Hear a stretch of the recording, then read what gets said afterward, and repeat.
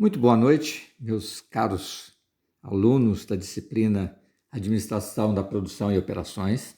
Vamos dar sequência à parte de planejamento e controle da produção. Nós vimos nos slides passados as políticas de capacidade e agora vamos trabalhar um pouco mais sobre a programação, planejamento, controle do processo produtivo de bens ou de serviços. Muito bem. Para a gente conciliar o volume a ser produzido e o tempo necessário para essa produção, 4 atividades que são justapostas, que estão interligadas, elas precisam ser bem desempenhadas. O primeiro delas é o carregamento, que a gente vai ver nesse módulo. Depois o sequenciamento, depois a programação e o controle da produção propriamente dito, para verificar se eu realmente estou, se a minha programação, se o meu sequenciamento, se a minha programação estão corretas. Mas vamos definir primeiro, quando eu falo em carregamento, o que significa. Carregar o processo produtivo significa quanto que eu tenho que fazer daquele bem, daquele serviço. Eu colocar em cada centro de trabalho a quantidade que aquele centro de trabalho deve fazer, ou deve produzir. Eu estou falando de centro de trabalho, eu estou falando em pessoas, máquinas, equipamentos, instalações, etc. E quando que eu preciso fazer? Qual o momento exato que eu tenho que fazer para poder atender uma demanda de um cliente? Né? A programação de um ônibus, né? Que hora que ele entra, que hora que ele sai do ponto, que hora que passa em determinado ponto. Isso é uma programação, com horas de início e término de um planejamento, né? De uma produção. E sequenciamento, em que ordem que eu tenho que fazer esse meu processo produtivo?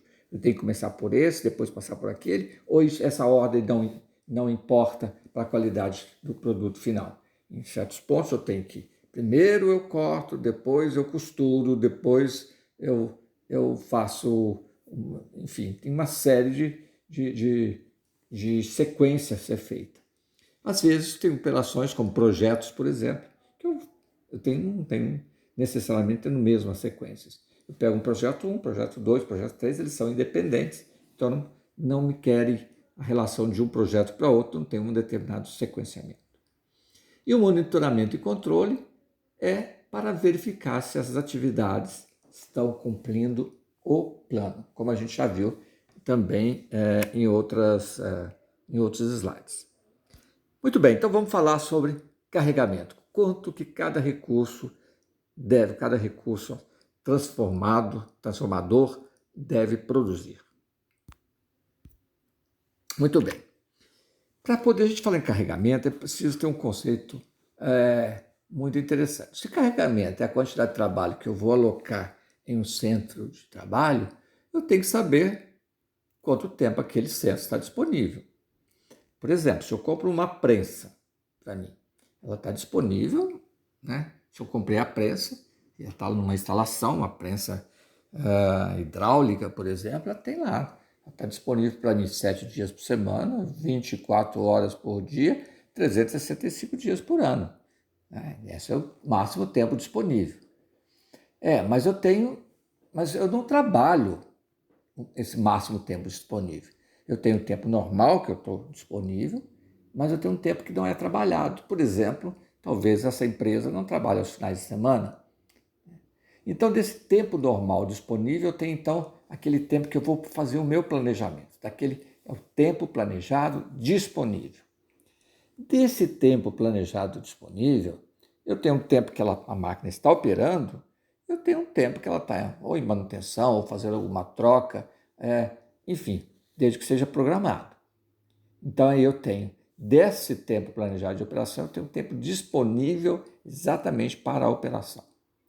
E desse tempo disponível para a operação, não significa, seria bom que fosse, né, que ele estivesse realmente disponível, mas pode ter algum problema com a máquina parada, quebrou alguma peça, faltou energia elétrica, enfim, é o tempo real da operação.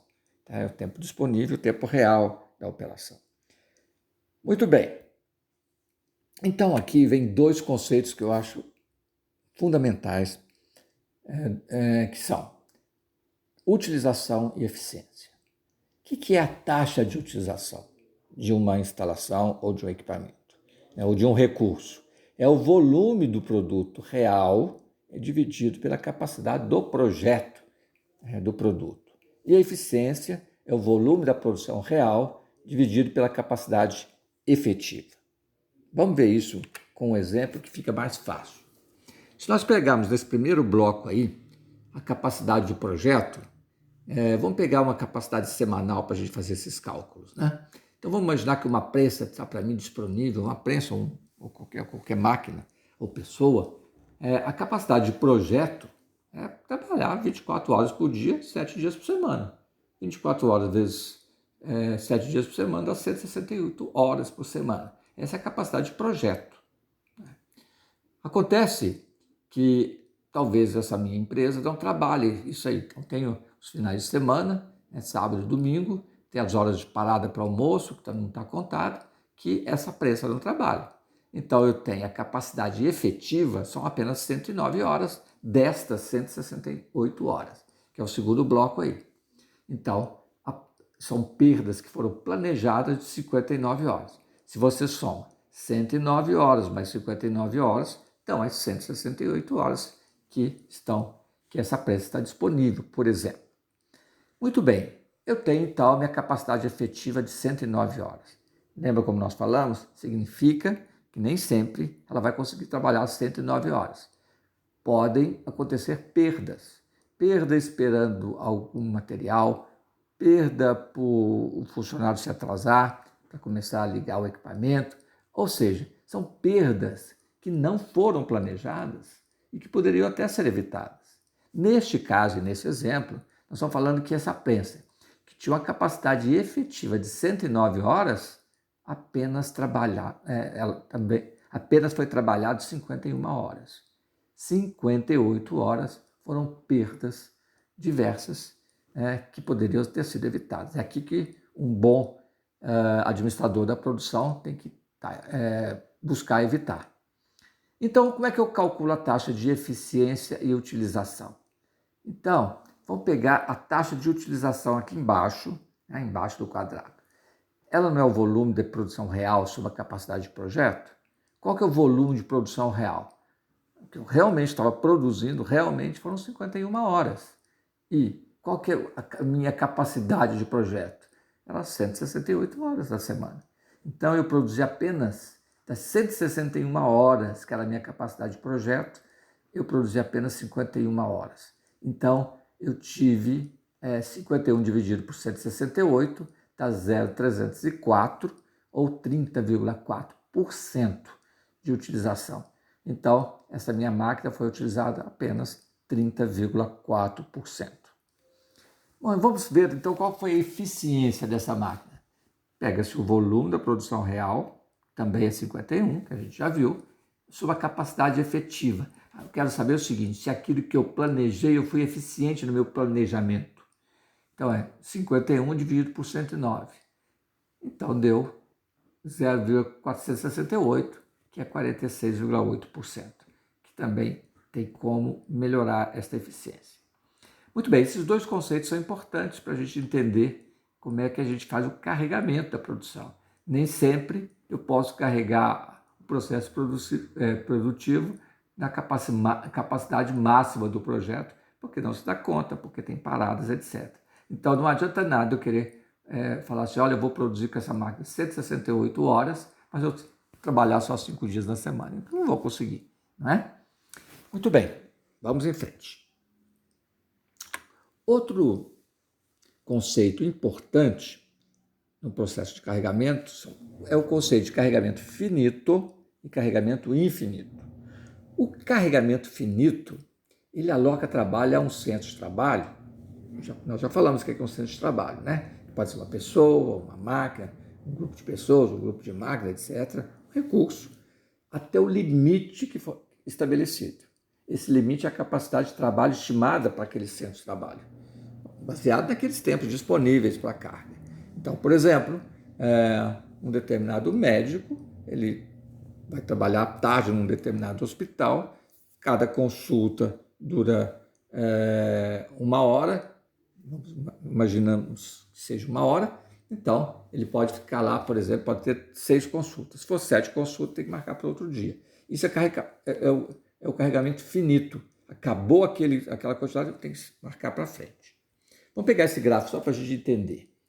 Olha lá, a minha capacidade, vamos pegar uma instalação que trabalha 5 horas, 5 dias por semana, desculpe, vezes 8 horas, vezes por semana, dá 120, né, de capacidade. Então, cargas em horas padrão, vezes os turnos, né, a capacidade de 120. Passado esses 120, eu não consigo mais planejar. Veja aqui no centro de trabalho número 5, ele tá com a carga abaixo da capacidade, ele poderia chegar até 120. Esse centro de trabalho trabalhou menos, ele teve parado algum tempo por algum motivo. Muito bem. Vamos falar agora que carregamento... não, vamos ainda dar alguns conceitos do carregamento finito. O carregamento finito ele é particularmente relevante para operações em que é possível você limitar a carga. Como eu falei, a marcação de hora do consultório médico. Você limita a carga. Passou daquela carga, não tem que ser para outro dia, para outro mês, para outra semana. Quando é necessário limitar a carga, elevador, por exemplo, tá certo? É um carregamento finito. Não posso entrar mais que 12, 13, dependendo da carga do elevador, pessoas naquele elevador, porque pode ter um problema de segurança. Então, aí o exemplo é somente o número finito de pessoas é permitido em aviões, mais que isso, nós não carregamos em pé. Um ônibus, teoricamente, deveria ser só aqueles assentados. O custo da limitação de carga também não é, quando o custo de limitação da carga não é proibitivo. Por exemplo, manter uma fila finita de pedidos em um fabricante de carros, né? Fala assim, olha, eu só posso te entregar daqui um mês, ou 15 dias, tá? Não é isso que eu vou, se eu quero aquele carro, não é isso que vai afetar a minha demanda, tá certo? Carregamento infinito. É uma abordagem de carregamento que eu não limito a aceitação do trabalho. Eu tento reagir a esse trabalho, tá certo? Vamos imaginar o seguinte, eu tenho lá um centro 1, tá certo? Eu chego lá, o meu limite é 120, tá certo? O centro 2, o meu limite de capacidade normal seria 120, mas teve uma demanda maior. O que eu posso fazer para aumentar? A minha capacidade. Ou fazer 1 hora extra, ou se for um caso de uma máquina, ter uma máquina reserva para poder fazer, tá certo? Ter estoques, né? Enfim, eu posso trabalhar na minha capacidade, tá certo? De atendimento, por exemplo. Então, eu não limito a aceitação do trabalho. Isso é um carregamento infinito. Você fala, mas isso é possível? Sim, é possível. Vamos pegar alguns exemplos. O carregamento infinito ele é relevante para operações nas quais você não consegue limitar o carregamento, e nem pode. Exemplo, uma emergência do hospital. Vai chegar um sujeito lá que sofreu um acidente. Eu não posso falar, não, espera, chegou a minha capacidade e eu não posso te receber. Se for uma emergência, é emergência, tá certo? Então eu não posso, o carregamento é infinito, eu tenho que atender, passar na frente, dependendo da urgência, etc. Quando não é necessário limitar o carregamento, por exemplo, as lojas de um shopping de fast food, em período de muita ocupação, não fala assim, não vou atender mais vocês não, vocês vão embora. Não faz isso não, faz fila, né? Entra na fila, no processo de fila. Então, eu não limito o meu carregamento. Chegou a tanto, eu paro, tá certo? Não limito, porque isso pode ser muito prejudicial, inclusive a minha imagem. O custo de limitação do carregamento é proibitivo. Por exemplo, um banco de varejo. Imagina se um banco de varejo, quando você fosse lá e falasse assim, não, agora eu não quero mais cliente, tá certo? Então, acontece. Tem acontecido agora, né? Inclusive isso aqui, porque o carregamento Você veja que é tão infinito que formam filas enormes. Ninguém está mandando a pessoa embora, formando filas. Né? Muito bem.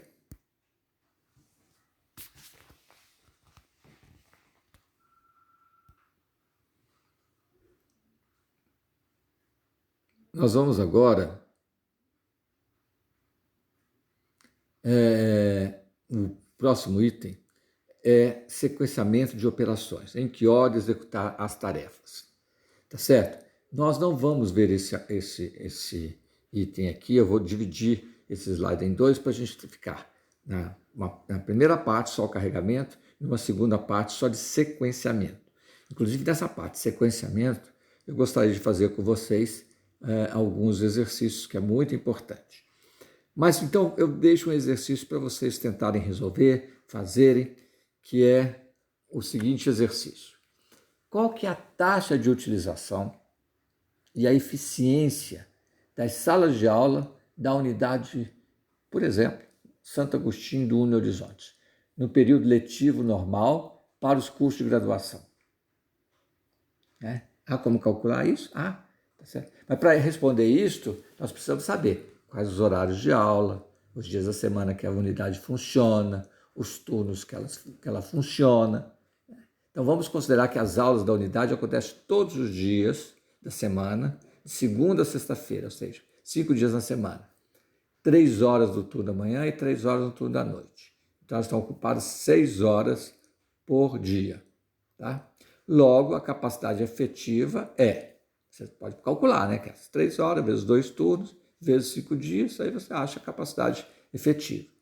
E a capacidade de projeto, você já sabe, 5 dias, né? São 7 dias por semana, a sala está parada lá. 7 dias por semana, 24 horas por dia. Tá 168 horas. Mas como agora que entra? Mas será que ela funcionou, essa capacidade, nessa semana? As 3 horas, 2 turnos, 5 dias, ela teve a capacidade efetiva? Eu estou dizendo aqui. Como houve uma parada de um dia devido à manutenção elétrica do prédio, que não tinha sido prevista, né? Qual a taxa de utilização e eficiência das salas de aula? Olha, eu não consegui obter a minha capacidade efetiva. Na realidade, a minha capacidade, a minha produção real, eu tenho que tirar um dia, porque teve um dia que eu não tive aula. Bom, por isso dá para vocês fazerem as continhas e saberem qual é a taxa de utilização, qual é a eficiência da instalação. Muito bem, muito obrigado. Vamos passar agora para os próximos slides que vocês vão ver na próxima aula.